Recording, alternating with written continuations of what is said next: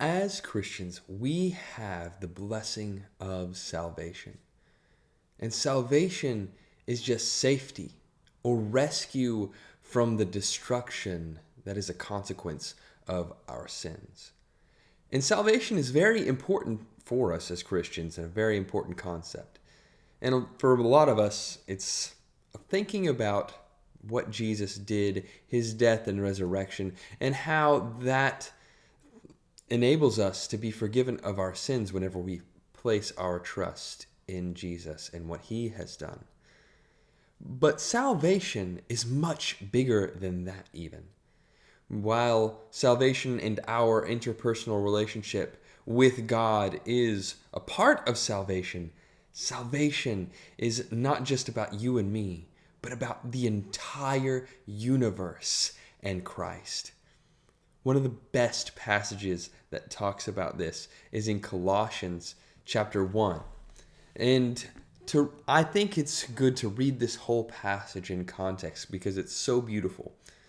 So starting in verse 15 of Colossians chapter 1, he, Jesus, is the image of the invisible God, the firstborn of all creation. For in him all things in heaven and on earth were created, things visible and invisible. Whether thrones or dominions or rulers or powers, all things have been created through him and for him. He himself is before all things, and in him all things hold together. He is at the head of the body, the church.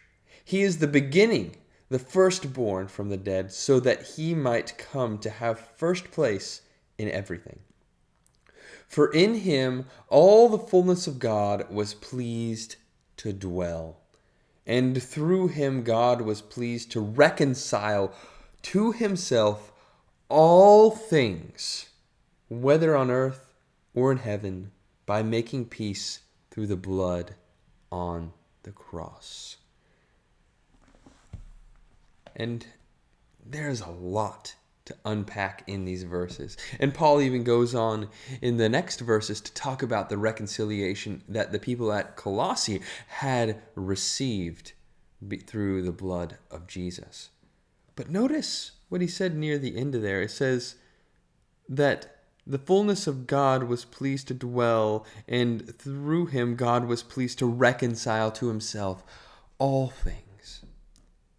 So that reconciliation, which is to bring back all things into a relationship with God, he did that not just with humans or those who are responsive, but all things, those broken aspects of the universe.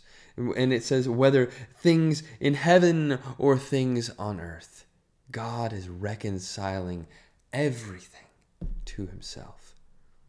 And so Christ shows himself to be the true, powerful, and true Savior of all, not just humanity, but all the cosmos. And that is such a wonderful thought of realizing that it's not just me who's being saved or me and just this church around us, but everything in the universe is working to be restored, or rather God is working to restore everything in the universe through Christ. And that is the hope that we have as Christians.